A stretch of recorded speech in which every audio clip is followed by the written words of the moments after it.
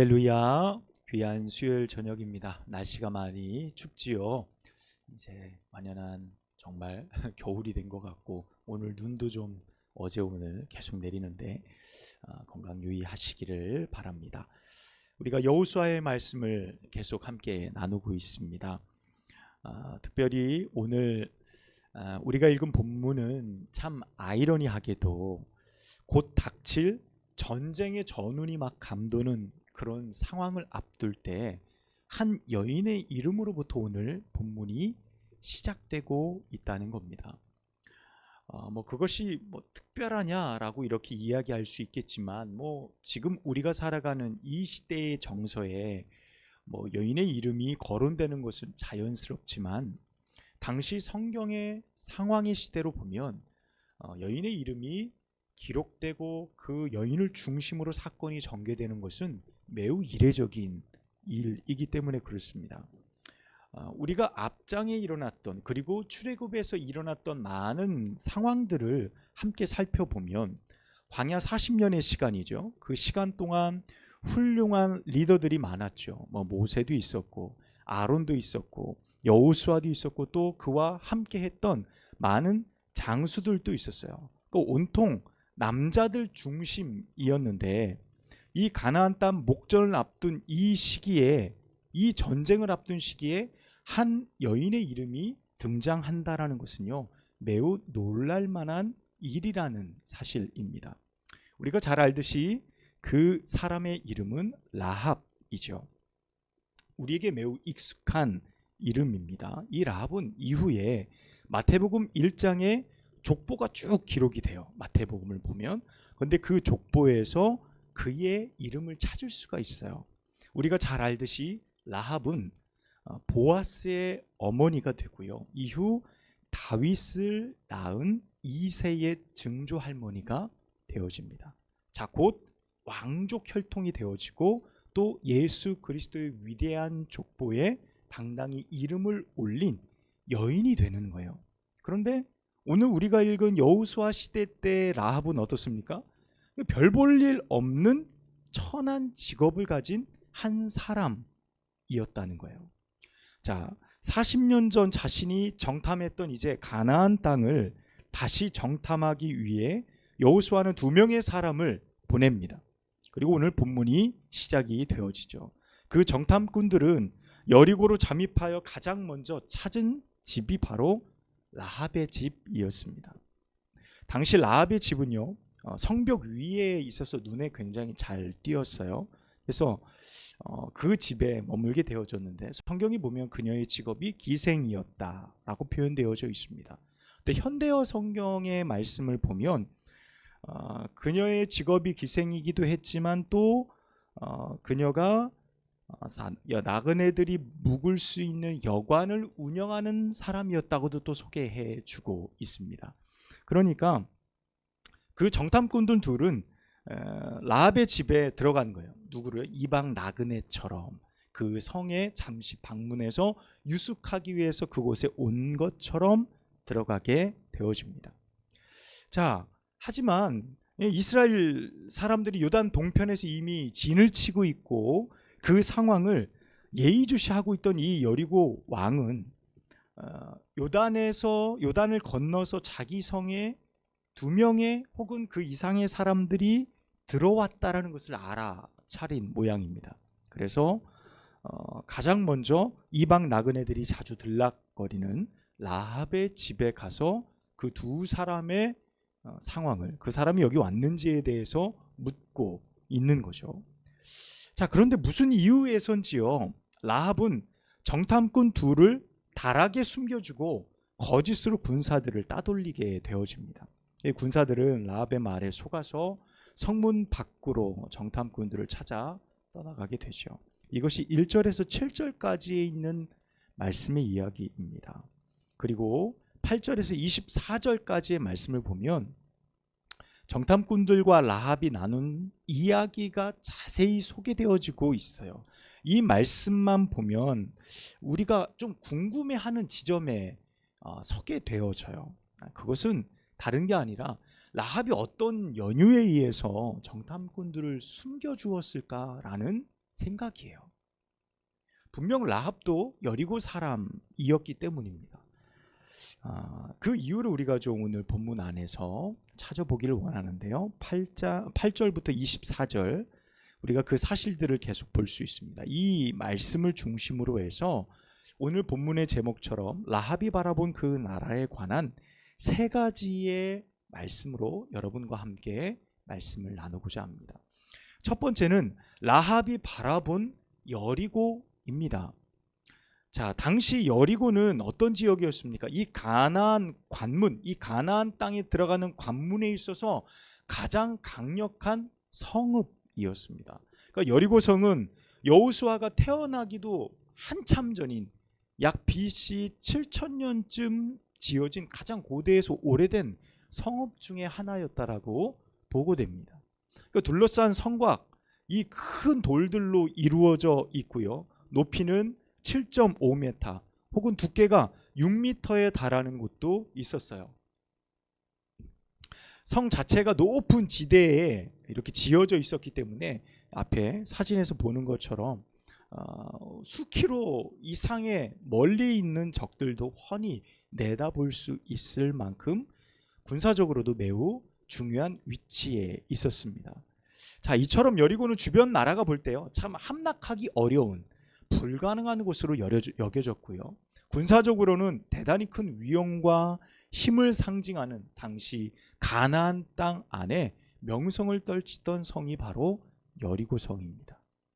그러니까 만약 자신이 여리고 성읍의 주민이었다는 사실만으로도 당시의 국가가 뭐 행정적으로나 어떤 치안적으로나 부실했던 그 부족 국가 형태를 생각해 볼 때 외부의 침입에서 나를 완벽하게 지켜줄 수 있고 나의 생명, 나의 재산을 보장받을 수 있는 곳, 그런 곳이 있다면 여러분 누구나 그곳에 살고 싶어 하지 않겠습니까?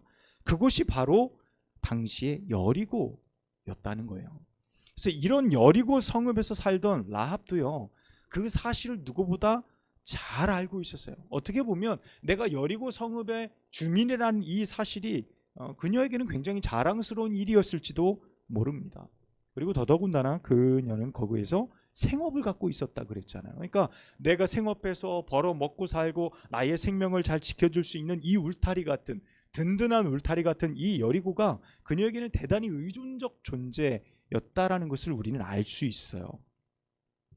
자, 그런 이 그녀가 어떻게 잠깐 만난 이 정탐꾼들을 숨겨주고 자신의 나라인 그 여리고를 배반할 수 있었느냐는 의문이 생긴다는 거예요. 자, 우리가 성경을 쭉 보면서 알 수 있는 작은 단서가 있다고 한다면요, 이런 것 같습니다. 자신의 집에 지금 누가 들어왔죠?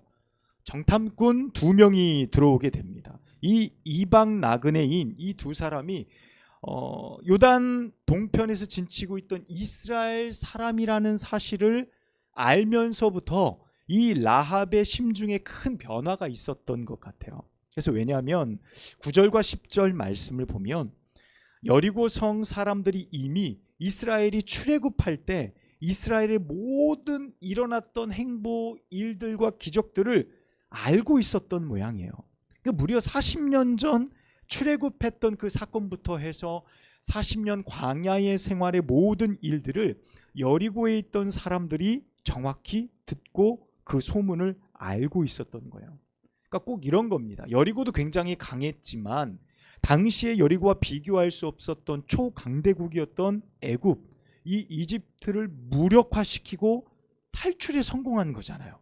출애굽에 성공한 이스라엘 민족은요, 이미 그 가나안 땅과 그 주변에 있는 많은 나라 가운데 어마어마한 소문을 전해주었다는 거죠. 그래서 가나안 땅에 있던 사람들도, 여리고 백성들도 이미 오늘 본문 말씀에 보면 이스라엘 백성들의 그 소식을 듣고 간담이 녹았다라는 메시지를 그들이 전할 만큼 그런 일들이 있었다는 거예요. 자, 여기서 라합이 정탐꾼을 숨겨주고 군인들에게 거짓말한 이유를 어느 정도 우리는 찾아볼 수 있습니다. 여러분, 그 이유가 무엇일까요? 이 상황은 라합이 가지고 있던 신념의 붕괴, 그러니까 라합이 가지고 있었던 신념의 붕괴라는 표현이 우리가 이해하기에 더 쉬울지도 모릅니다. 자, 이런 거예요. 내가 인생을 살아가면서 믿고 있던 나의 삶의 안전장치들 있잖아요. 안전함, 내 생명을 보존할 수 있는 환경들, 울타리. 이 라합이라는 여인에게는 여리고가 바로 그런 것이었습니다. 여리고가 나를 보호해주고 나의 생명을 지키는 것이다라고 믿었어요. 꼭 주변 사람들이 여리고는 철옹성과 같은 곳, 함락하기 불가능한 성읍, 완전한 곳이라고 칭송했어요.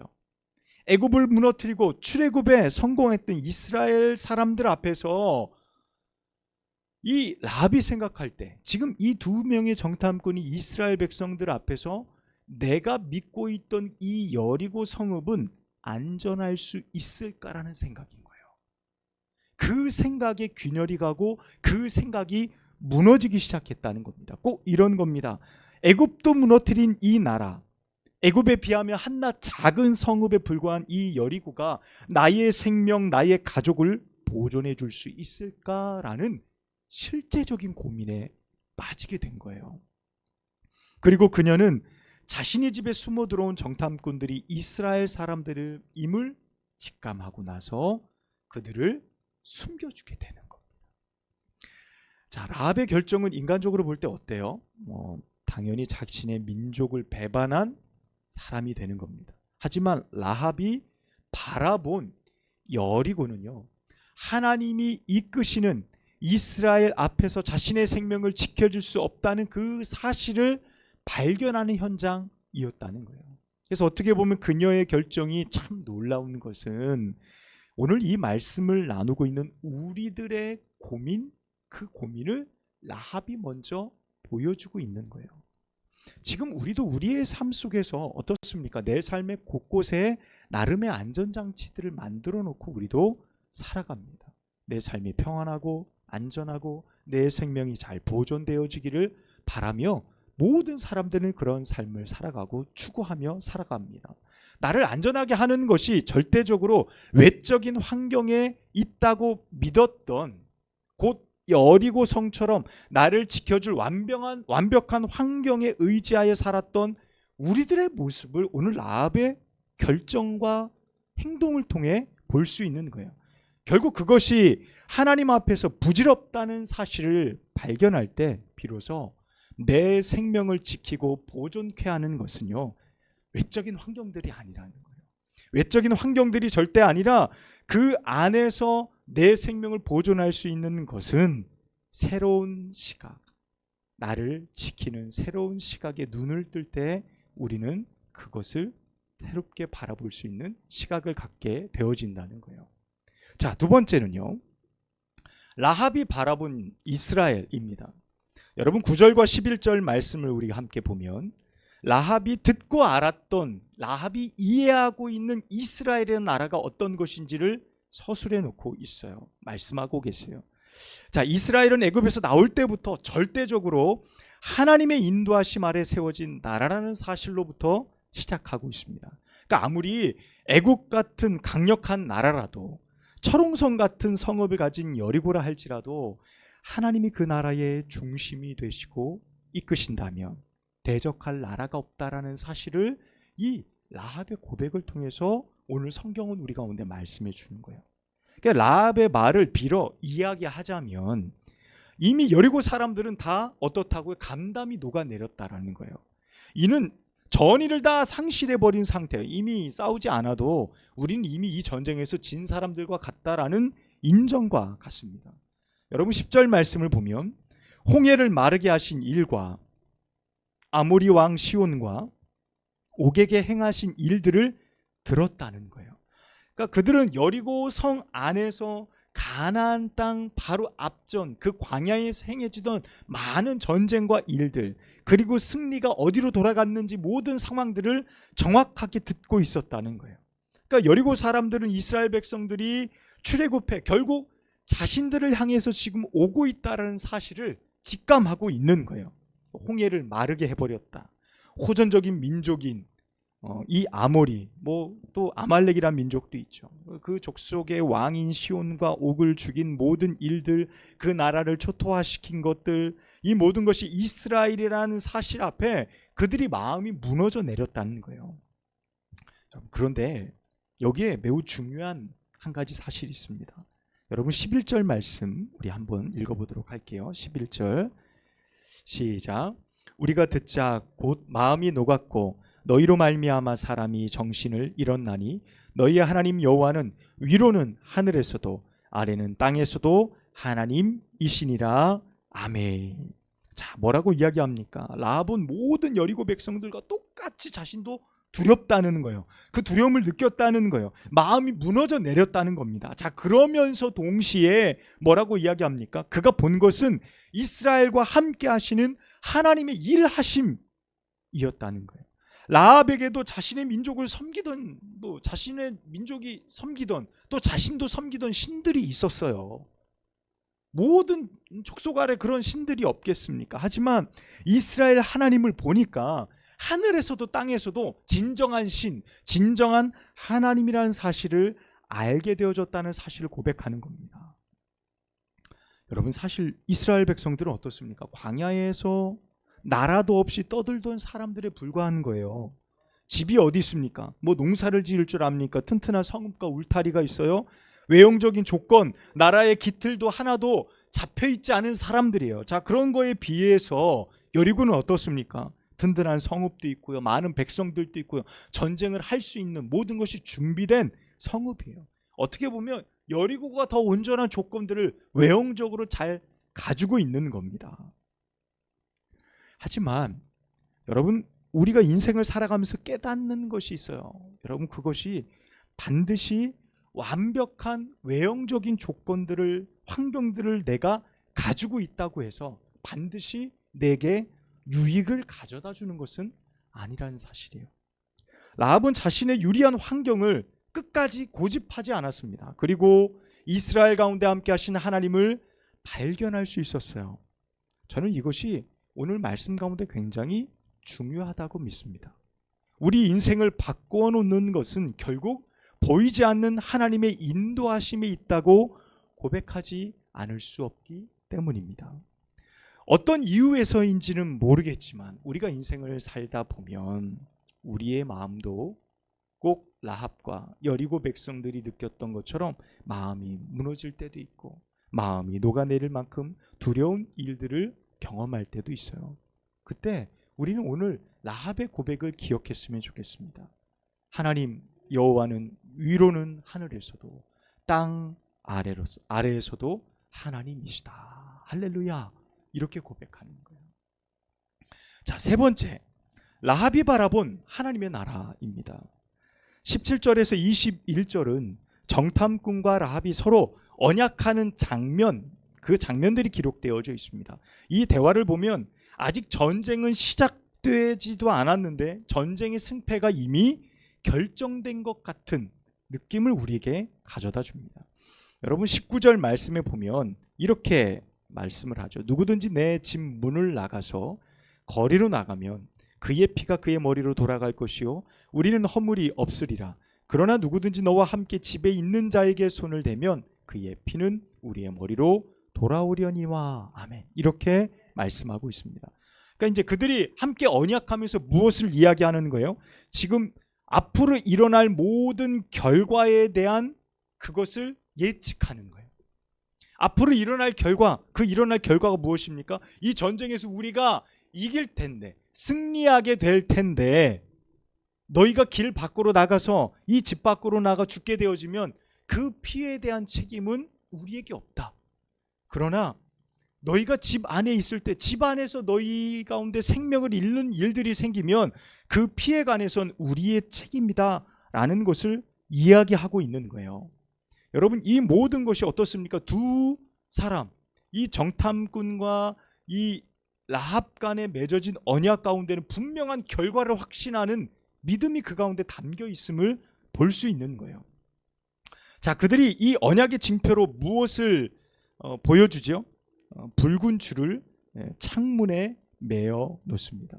곧 이 붉은 줄을 드리워진 라합의 집은요, 성벽이 무너지고 힘을 의지했던 많은 사람들이 죽임을 당할 때에 유일하게 생명을 보존할 수 있었던 피난처가 되어졌다라는 사실이에요. 여러분, 라합은 18절 말씀을 우리 한번 볼까요? 함께 말씀 읽도록 하겠습니다. 시작. 우리가 이 땅에 들어올 때에 우리를 달아내린 창문에 이 붉은 줄을 메고 내 부모와 형제와 내 아버지의 가족을 다 내 집에 모으라. 아멘. 사진 한 장 넘겨봐요.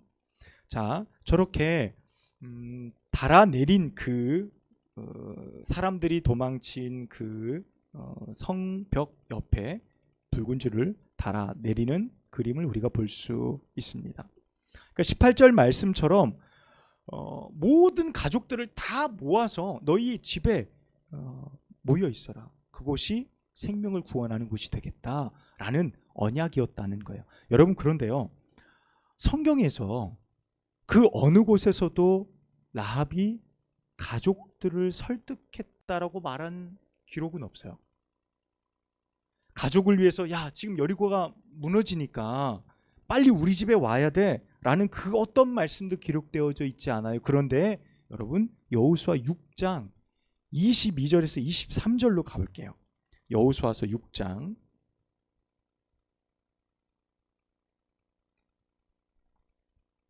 22절에서 23절 우리 함께 읽어볼까요? 시작.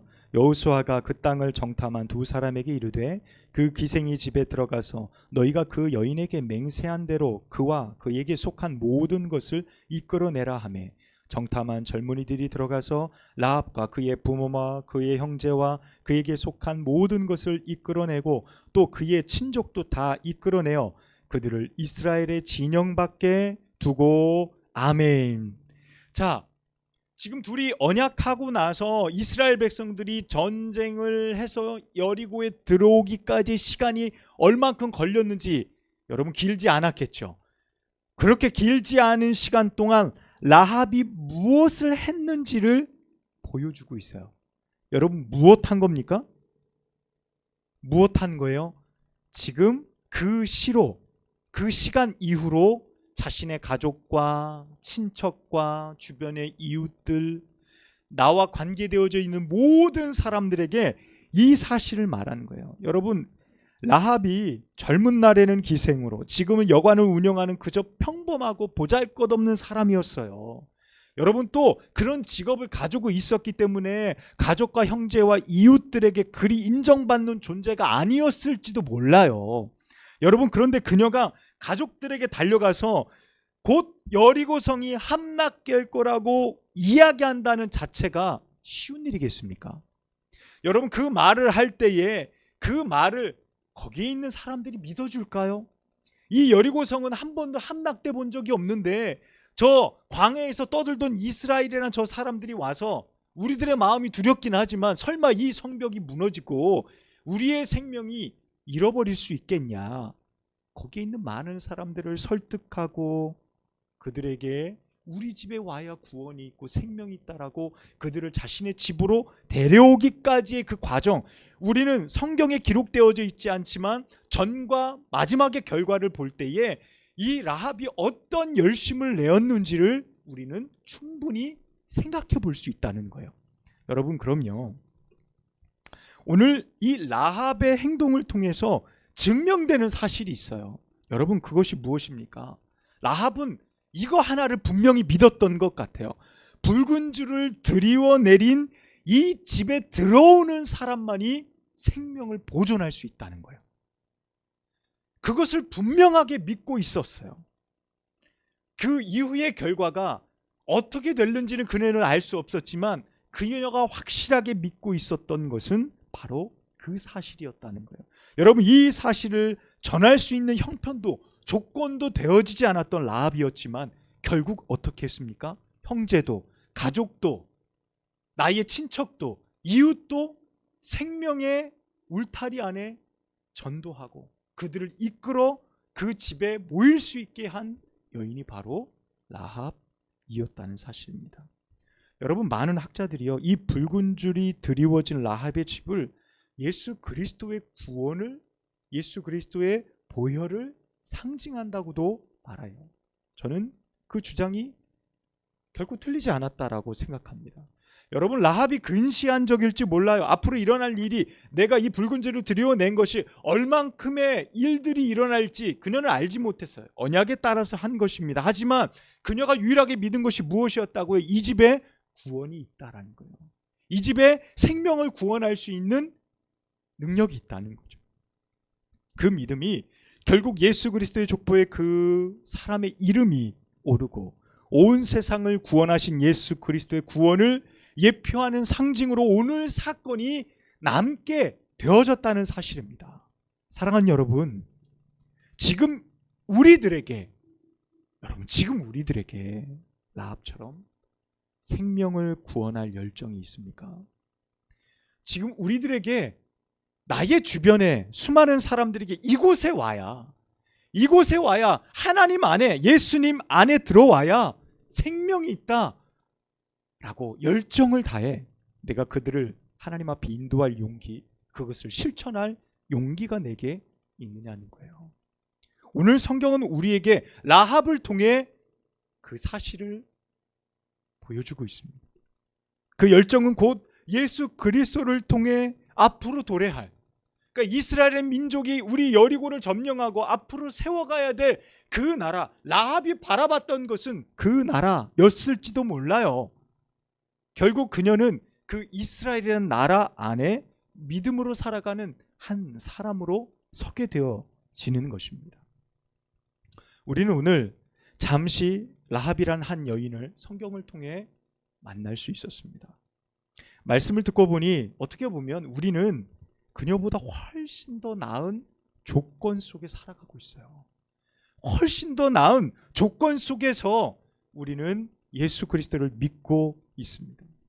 여러분, 이 풍족한 조건들을 가지고 나는 오늘 누구에게 생명을 전하고 누구를 구원에 초청하고 있습니까? 오늘 라합이 바라본 그 나라, 여러분, 우리도 함께 바라보길 주님의 이름으로 축원합니다. 그 나라도 우리가 함께 바라보며 그 나라의 거룩한 일들을 우리가 온전히 감당하는 복된 삶 살아갈 수 있는 우리 모두가 되길 주님의 이름으로 축원합니다. 기도하겠습니다.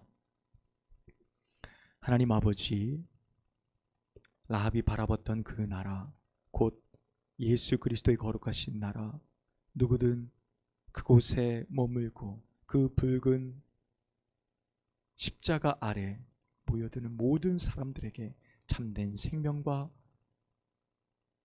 모든 죄의 용서함을 허락하시는 그 은혜를 우리가 경험할 수 있도록 인도하여 주옵소서. 하나님, 우리가 열정을 다하여 라합의 모습과 같이 나의 가족과 나의 이웃과 나의 친지들에게 생명의 복음을 최선을 다하여 전하며, 안 돼도 그들로 하여금 이 집에 반드시 들어와야 생명이 있다는 분명한 믿음, 그 믿음 가지고 우리가 이 사명 끝까지 감당할 수 있도록 인도하여 주시옵소서. 예수님의 이름으로 간절히 기도하옵나이다. 아멘.